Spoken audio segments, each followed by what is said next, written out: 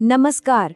आज हम इतिहास के एक ऐसे चैप्टर का एकदम डीप, प्रोफेशनल और डिटेल्ड एनालिसिस करने वाले हैं जिसने पूरी दुनिया का नक्शा ही बदल कर रख दिया। हम एडोल्फ हिटलर के पावर में आने से लेकर उसके उन तबाह करने वाले अंजाम तक सब कुछ A to Z कवर करेंगे। ये एक्सप्लेनर पूरी तरह से एजुकेशनल पर्पस के लिए बनाया गया है, जिसमें हम फुल डिटेल्स, स्पेसिफिकेशंस और हिस्टोरिकल फैक्ट्स के साथ समझेंगे कि आखिर एक आम इंसान इतना बड़ा और क्रूर तानाशाह कैसे बन गया। तो चलिए फुल इंक्वायरी के साथ इस डीप डाइव की शुरुआत करते हैं।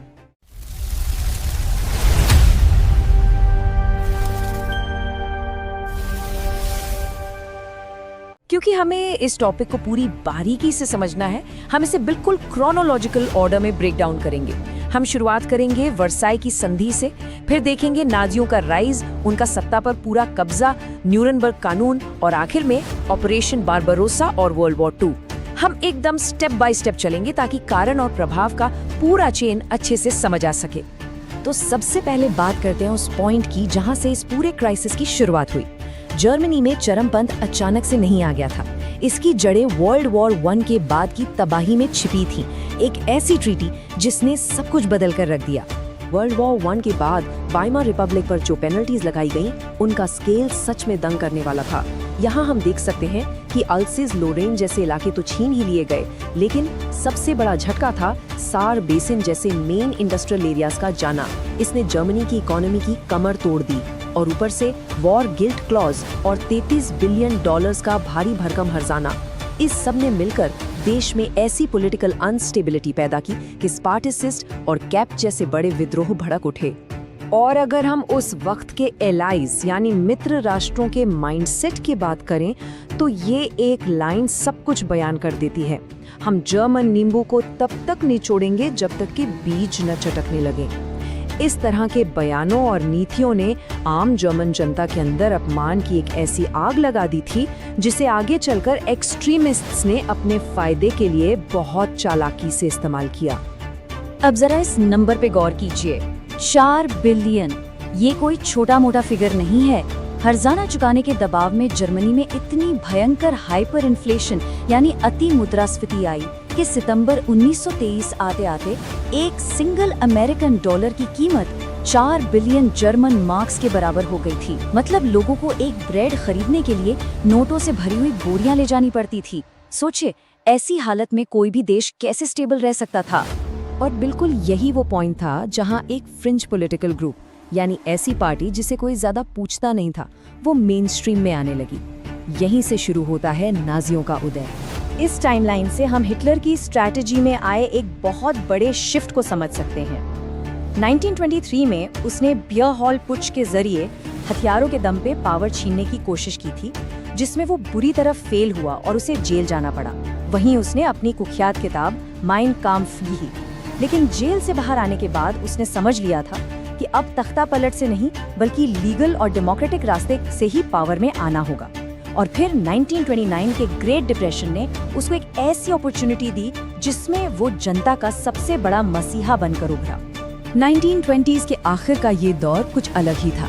नाजियों ने पब्लिक रैलीज और हिटलर की जबरदस्त पब्लिक स्पीकिंग स्किल्स का पूरा फायदा उठाया। ये तस्वीर उसी हिस्टोरिकल रियलिटी को सामने रखती है।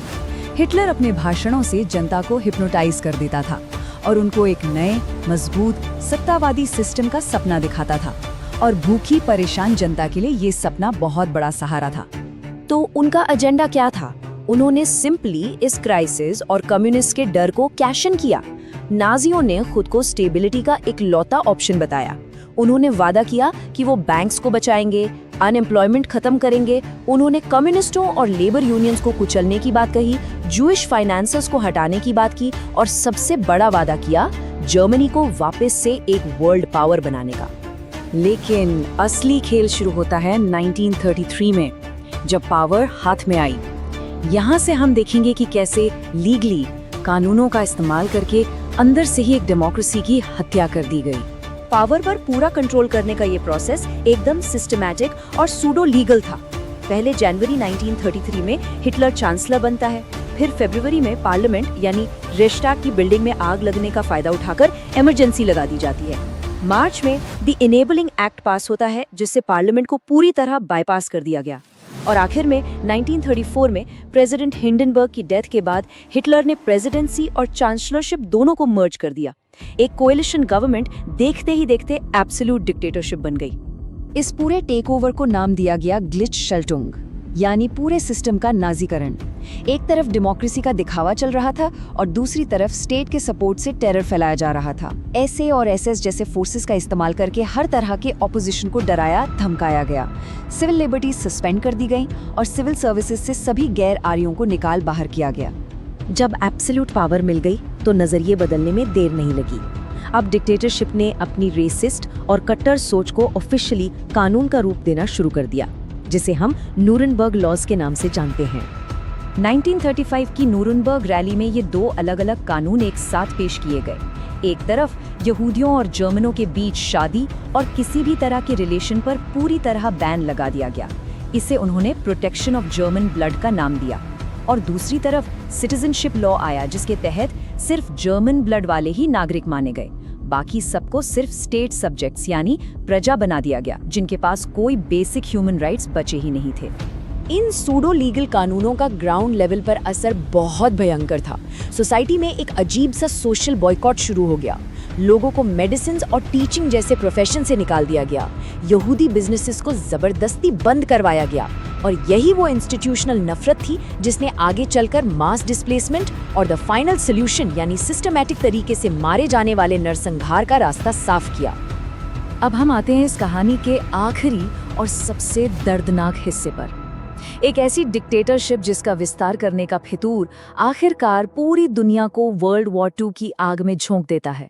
1939 में पोलैंड पर हमले के बाद 1941 में जर्मनी ने शुरू किया ऑपरेशन बारबरोसा, जो कि ह्यूमन हिस्ट्री का सबसे बड़ा मिलिट्री ऑपरेशन था।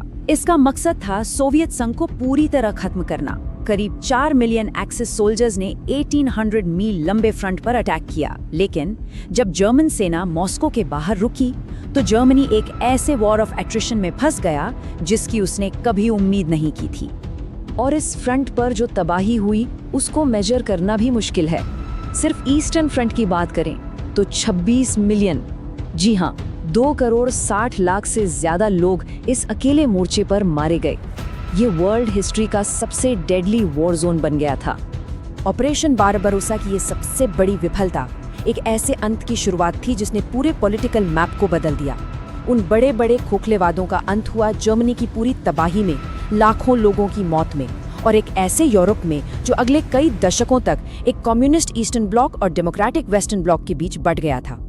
तो इस पूरे A to Z एनालिसिस के बाद एक बड़ा सवाल हमारे सामने आता है। हमने देखा कि कैसे इकोनॉमिक क्राइसिस और डर का यूज करके बिल्कुल लीगली और कॉन्स्टिट्यूशनली एक डेमोक्रेसी को तबाह किया जा सकता है। एक तानाशाही किस हद तक ह्यूमन लाइफ को तबाह कर सकती है, इसका यही उदाहरण काफी है। मॉडर्न सोसाइटी होने के नाते हमें इस एक्सट्रीम हिस्ट्री से क्या सीखना चाहिए, हमारी डेमोक्रेटिक इंस्टीट्यूशंस कितनी नाजुक है और हमें अनकंट्रोल्ड पावर को लेकर कितना अलर्ट रहना चाहिए, ये सोचने वाली बात है। आज के इस डीप और एजुकेशनल एक्सप्लेनर में बस इतना ही। ऐसे ही फुल डिटेल्स और फैक्ट्स के साथ हम फिर मिलेंगे।